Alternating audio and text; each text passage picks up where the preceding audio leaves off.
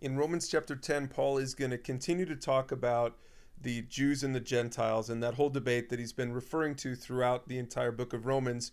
But he's going to get to some really important concepts and just summarize some of the things that he's already been explaining to the church in Rome as far as the gospel is concerned. So in verse 3, he says, the Jews don't understand God's way of making people right with himself. So he's kind of recapping what he's already said if you've been reading the previous chapters. He says, refusing to accept God's way, this new way of righteousness, he says they cling to their own way of getting right with God by trying to keep the law. For Christ has already accomplished the purpose for which the law was given, and as a result, all who believe in him are made right with God. Again, just another summary statement of what he's already explained. And coming from someone who used to be a Pharisee, someone who used to try to get to God by being righteous.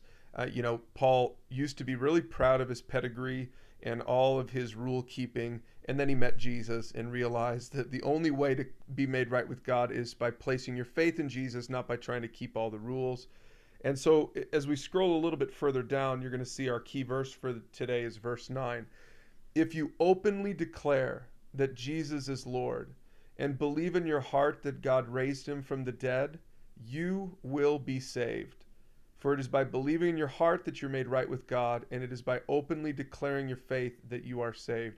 This is a real great, simple one or two verse summary of the gospel. It's a great one to memorize. It's a great one to, know by heart and use when you're trying to share your faith with people who maybe are starting to investigate faith and investigate Christianity. It's a great summary of the gospel that we have to just simply trust in Jesus for salvation. That's really how it starts.